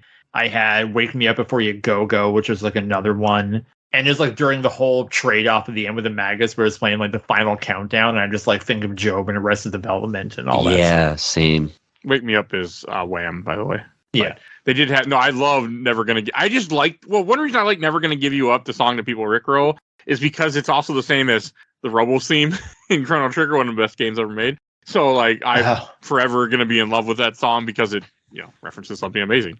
And just like the whole, the final battle at the end, where they kind of have like the heavy metal album cover where it's like the explosion of him holding the tape player and Lady Hellbender's in the back on the dragon. Like just the crescendo of the entire game is just... Yeah. We didn't talk about it, but like how epic Fing Fang Foom was and everything with that, I was surprised that they had that in this game. And I love that they talk about like, because Drax has all these like weird legends, like, oh, the thunder on Maclu 4 is caused by like Lady Hellbender's moods and things like that, and she's just like a person. And they talk about like, oh, I heard Fing Fang Foom wears purple shorts, which he does in the comics sometimes. And it's like, what are you talking about? And it was weird on the whole planet, like they have the Wendigo. Yeah, I was like, okay, but fine. And the weird Ruby Thursday character. I remember that one. Well, it's a character, and you go to, or no, Seknarf 9 is where Lady Hellbender is. Maclu 4 is where Fing Fang Foom is. Yeah, but and you go to the camp where you run to this person, and she has like a weird tentacle monster for a head. And she talks about how like we came here to hunt Fing Fang Foom, and everyone is dead. Oh yeah, okay, I know what you're talking about now. Oh, to go back to, there's a really funny comment with Lady Hellbender when like he made that comment about the weather, and Gamora's like, that's not how women work or weather. Like, what the hell? Like, I love that where Drax doesn't understand what he's saying. It was so great. So many fucking good moments, but no, everything with Fing Fang Foom was just so fucking epic. I was like, this is, and you capture him, and then she just rides him into battle. Like, I'm like, all right, that this game is pretty damn cool. I like when they're trying to shoot through a door, and I think it's like Groot is on the other side, and then when we finally get through the door, Groot is like I am Groot. Like what are you shooting at me for? I was like, that was really funny, actually. Well acted. I haven't been able to confirm this, but I think it was like a developer interview where they said that if you finish it on New Game Plus, there's supposed to be an option where it translates what Groot is saying. Oh. but I don't know how to turn it on. And I think that might have been something that was left on the cutting room floor. I have no idea. Don't Okay. anyone quote me on that. Because I tried it in New Game Plus this time around and I can't find it. And I Right. Googled how do I do it, and there's no clear option. So I don't know if it's something I just misheard incorrectly. That would be cool, though. I mean, that would definitely help for some people push them to a second playthrough. Well, not for me, but that's me. But that's cool. All right. And another thing I'll read a couple more, but I have one more thing I want to bring up. But from Matt Pickleton, I'm really glad they kept this single player. I give them props for fighting the urge to make it a co-op live service game, because I'm sure discussions came up about it at Square Enix. It's one of the best written superhero games, too. I'm sure it was. From Matt Eisenhofer, it was such an underrated gem. I loved it and had such a fun time. The team banter and characterizations were perfect, and the use of songs killed every time one came on. It's such a shame it didn't get more advertising, but I feel like the Avengers game soured a lot of people on another Marvel team action game. I wish we could get a sequel, but I'm heartbroken knowing that's impossible. Yeah. Yep. Yeah. From Steve Lusiter, this was an absolute blast to play. The licensed music was fire to the point I'd stay in the Milano sometime and just jam. Thought the writing and dialogue were excellent. I thought Drax personally was the best character. It had story beats that actually hit, while the branching story didn't really encourage a ton of extra playthrough. I still like the option. I'm not usually big on liking collectibles, but I really like finding and exploring all the costumes. My two big gripes were that my system crashed a few times playing it, and that I wish I had a little more variety with the combat. It did start feeling a little stale toward the end of the game. Overall, I gave it an impeccably solid 8 out of 10. And from Lucas Harris, I played it while it was on Game Pass. It's an exciting, no-frills, single-player action game, and enjoyed it. I give it a solid B. Okay, from Shadish, gameplay is a 6.5. Story and banter between the group is 9.5 out of 10. From Jeff Flynn, I've never been so happy to finish a game, and I mean that as a supremely positive way. The fact that when the credits rolled, I felt fully satisfied and there was no post-game distress over is so incredibly rare. And the fact that they broke synergy by going with a comic-accurate depiction, I cannot say that word, and not a movie one, is buck wild. And from Simeon Moore, just have a few more to read. I think I've talked about it in here, but this game is an absolute blast. I enjoyed it and still think about the narrative often. A breath of fresh air compared to the MCU. Characterizations and the character designs are perfect in my opinion. I had doubts when it was announced, but even early on I could tell the game was special. I had a good cry with this game when the game talked about loss and dealing with grief and trying to move on. Having the game point of view solely on Peter genuinely works. Watching this guy go from carefree attitude to possibly having a kid he was never there for, to showing up for the kid and actively trying to do the right thing even when he ultimately finds out it isn't his, more or less the position I was in for almost 2 years. Game got me good. I wish we would have more, but alas, we will not. So, right, from Justin McElwee, not a Guardians fan in general, but bought it on sale on PSN at some point. Absolutely loved it. The story had me hooked, loved the gameplay, and the ship combat was a blast too. Overall, probably one of my favorite recent video game stories, up there with Red Dead 2. Okay. I do want to play Red Dead 2, by the way, but that game seems too big for me. You've never played that game? Oh my goodness! You know, I haven't played either of them. I played Red Dead 1. I'm twice. I haven't actually. played any Rockstar games. Oh no, Red Dead 2. I think is their best. Anywho, I do want to play. From Cooper O'Neill, I had an absolute blast with this game. Really, really loved the music. And the fictional band that they recorded an entire album for is surprisingly fun. To echo what a few others have said, I found the gameplay to be good but not great, though I dig the approach of having you only play as Star-Lord. But the story and characters were so engaging that I didn't want it to end. I'd play the hell out of a sequel. And last comment from John Aldridge. I really love how this game really goes into the backgrounds and all the issues that each Guardian is dealing with. Each character has a personal issue that is well written, shown, and dealt with throughout the game, and it's done so well. Really plays with the mental health with these intergalactic superheroes in a way I wasn't expecting, and it did it so well. I wasn't expecting that from this game, and how well it's done is one of the major reasons I absolutely love this game. More games need to take notes with how well this game did its stuff. But it didn't sell well, so I agree. And I got one last comment to read from the Discord. You can join our Discord and put comment memories in there. From Gork30, I had way more fun with this game than I thought I would. Fun, action, and decent gameplay. Music was great as expected and recommend to any Guardians of the Galaxy fan. All right, and last thing I want to talk about before we go on to last section. We like the stuff with Magus, like that final fight with Magus where it just really you do a combat arena and then it's all about the dialogue options. I thought that was a nice way to end the game. And I just love the whole Adam Warlock where he's constantly talking alliteration and like the bonding moments where they're just like making fun of how he talks. Good. Oh, and to go on, I had a bunch of crashes with this game on Steam Deck, but I blame it on me because I was cheap bastard and bought the smaller Steam Deck. I had to install Okay. this game to my micro SD card, so I don't blame it on the game. I blame it on me. I think I had a few, or I think I may have had to reset it even now on PlayStation. I played it on, I was going to play it on Xbox, so they've never done a New Game Plus on Xbox, but my TV only has 2 HDMI ports, and I have a new system, and I had the PlayStation 5 plugged in, so I just played that one. And it's still like a few instances. I can't remember when exactly, but I had to like close down the app and reopen it. No issues on Xbox One X the first time I played it, and then the second time was the Series X, and no crashes. Okay. I mean, again, I chalked it up to what I was doing, so. Because I've heard it's verified for Steam Deck, so it runs. It just, I was having issues. But hey, for those out there, don't buy the cheapest Steam Deck. Well, now the cheapest one has 256 gigs, so you're fine. But mine did not. I regret it sometimes. These games are fucking huge. Yeah, Like I was Guardians, looking at my Guardians. PlayStation 5 as I'm, I run a website on comic book games, so I'm getting Suicide Squad next month, and I'm already anticipating it being like taking up 100 gigs of space on my PlayStation. My Right. condolences. That game That's- does not look. That's Good. Rocksteady, though, right? Yes. I love Rocksteady's work with Batman. I can't imagine Yeah. being as bad as they're saying. Is it people being dramatic? Or is I it- played the beta, and as of this recording, I'm allowed to talk about my impressions.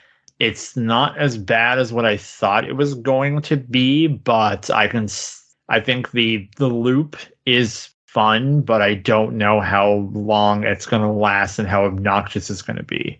I think that's what's going to make or break it, because the story beat seems pretty cool, but we'll see. It's not that far away now. No, I mean it'll be out soon. I look forward to hearing what you have to say about it because I know Yeah. we'll talk about it. If you want to read my impressions, go to comicbookvideogames.com where I wrote about my time with the beta. Okay. All right, and Plug. before we go to Shelf Stacker Box, I want to give away a Steam code, and we're going to give away Bendy and the Ink Machine Steam code, Ooh. and the code is C5ZD2M-D-Q5WXFQQW. That is a Steam code for Bendy and the Ink Machine. All right. And let's go to Shelf Stacker Box, and we should start with the guy that convinced me to do this whole episode. Blair, what about you? Oh, this is going on the shelf twice, as I have 2 copies on my shelf for PlayStation 5 and Xbox. I can't speak highly enough of this. I awarded it my game of the year for the site in 2021 when it came out. The story is great. The acting is great. The third-person combat, it's fine, but, everything else kind of makes up for that shortcoming a little. It's still enjoyable to go through the worlds and, explore and learn about not only like this universe and these characters, but also you're getting a little bit of an education on the Guardians of the Galaxy comics as a whole, which I think is a responsibility that's being mishandled by a lot of people who are making superhero games. So, I mean, like we mentioned throughout the show, this game is regularly on sale. It's not that expensive. It's not going to take you long to finish, so it's not a big, like, say, Baldur's Gate 3 style commitment. So, give it a shot, even if you are burnt out by Walmart. I don't know why I said Walmart just now. By Marvel. Because I think, again, if you like things like Naughty Dog games, like The Last of Us or Uncharted, where it's, you're funneled along this path to experience a story that someone's built, can't see any reason why you wouldn't like this one. Okay, and Brandon. It was my game of the year, so definitely going on the shelf. And I would say all the same things that Blair did. I just want to ask, you have the collector's edition of this game, so what does it look like? What did you get with it? It came with a steel. It has been a while since I've looked at it. We're going live, folks. We are going live. Yeah, it's right behind me, so it's like that's my horrible out of shape grunt from just standing up. Just because you were frozen solid because you live in the Antarctic right now. Yeah, it comes in a cool case. I have a steel tin, and it has a art book, and there's like a little. It's almost like an Altoids tin container, but it has Star-Lord's business card or the Guardians of the Galaxy business card. Yeah, That's that's cool. at the end. I love it.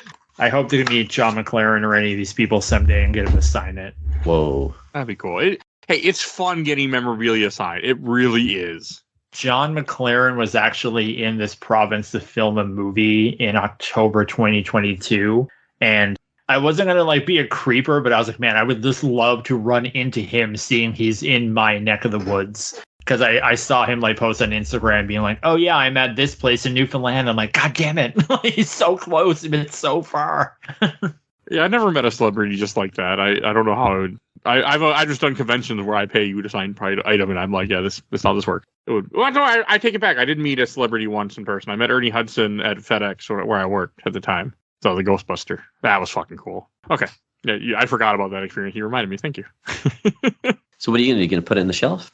Oh yeah, I should go next. I'm going to put this on the shelf also. At first, I was pretty just turned off at the game for the first hour, but once I accepted it, once I got into it, once I got through the tutorial stuff, I really enjoyed it. It was a great experience. Took me 14 hours on the Steam Deck, and I loved it. So going on the shelf, and I'm going to recommend it to people for sure. All right, and to mention what we're going to be talking about next week. Next week, you can hear us talk about Castlevania Portrait of Ruin.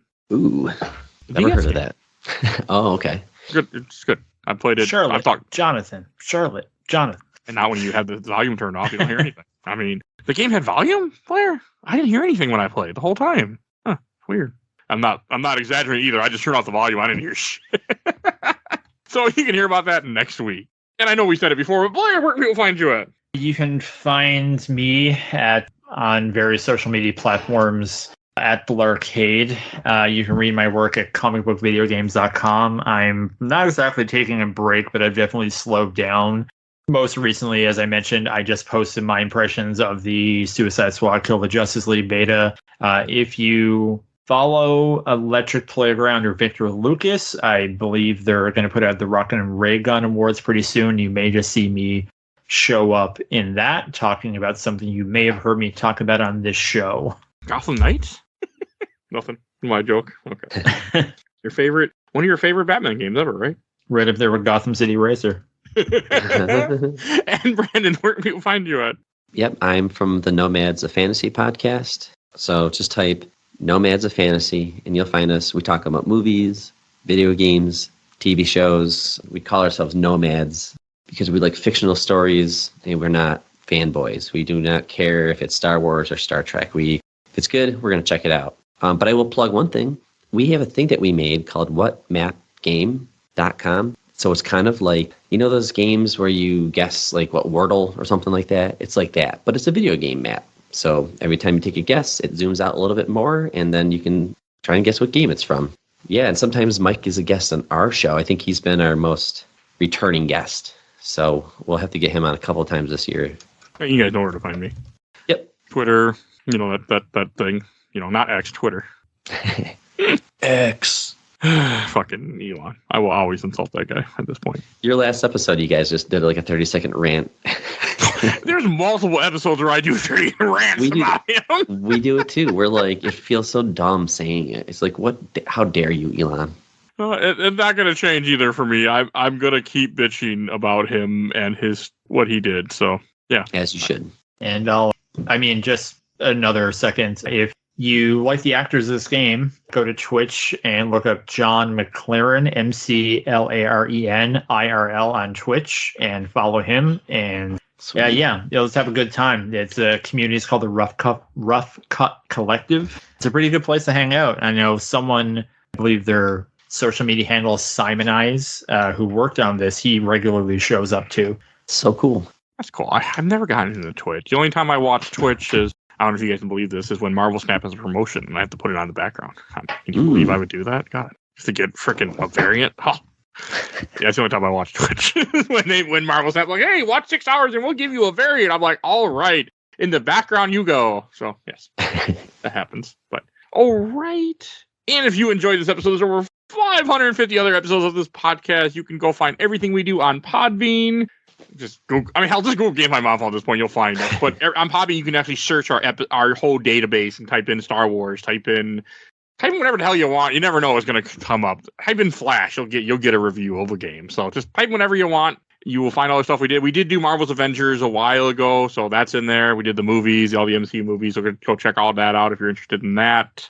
We did the Guardians movies. You want to go listen to those? Only the first two. I really need to get around to doing 3, but I'm so fucking burnt. I'm so burned out on MCU that We just I am stopped. too, but you can watch that one because I'm so burned out too. I liked it. But I've seen it. I just don't like for MCU. I do them in order. So we got to Eternals and then we broke, and it's been over a year and a half, I think, at this point. Yeah, I think someone. I thought that was your big hang up, is that you had to do them in order, and Eternals was next, and then once the Eternals hurdle is done, then it's at least Spider-Man. Yeah, because the last one we did was Shang-Chi that released in December of 2022.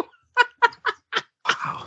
And for those that anyone been listening to the show for a long time, I used to do the MCU shit like every 2 weeks. We blew through it shortened down after a bit because I was just we were getting overwhelmed. But like we did the whole series in like a year and a half or so, the whole Infinity Saga, and then I wanted to keep going. I took a little bit of a break, and then I just have little to no interest now. I mean, I love Multiverse of Madness. When I saw it in theaters, I loved Spider-Man No Way Home enough that I have a $90 Funko Pop collection to the right of me. Like, that movie is great, but I can't do Eternals. I need to just pull that bandage off and be like, and just get Bill, because Bill said he'll do it with me. We need him to sit down and just bitch about that movie for an hour, and then it's done. Speaking of Eternals, and not kind of drag this out any longer, in the post-credits scene of Eternals, there's a character named Pip the Troll. Spoilers for Eternals, I guess. It's not a spoiler for something that's never going to be, followed up on, so it's okay. In the planet where Mantis is basically piggybacking Drax, it's blink and you miss it, but he's in the background on that planet watching you. Oh, that's cool. Also, Don't forget that in that last scene of Eternals, they have Star Fox too, the guy whose power is to rape people. So. I'm not completely joking, unfortunately. I can't let you do that stuff. So we will never see that character again either. So because his power is a mind control, but I think that's what happens in the comics, at least the early stuff of him, probably. So comics for you sometimes. Well, 70s for you, I think, too. But that's enough of that bullshit. So if you want to support the show, we do have a Patreon. For a little dollar, you could vote in our Patreon poll. You will see a link in the show notes to that. And we have a Discord. Please join our Discord and chat with us. You will see a link in the show notes to that, too. And we'll give us my awesome intro and outro courtesy of Helena at Hellhaster. You can follow her on TikTok, Twitch, Instagram. You will see everything that she does. You'll see a link tree in the show notes. You will see a link to these gentlemen, so definitely go check out their stuff. Also want to give a shout out to my buddy Bill Tucker, started his own podcast 2 years ago. Gamer Looks at 40. Definitely go check him out. You hear about that every episode. He's on the show quite often. And please follow us on Facebook, Instagram, Twitter, Threads, TikTok, Blue Sky, YouTube, audio only, but we are at all those things. I think that's everything I need to say, so we will see you guys all next time. Bye, everybody. Bye.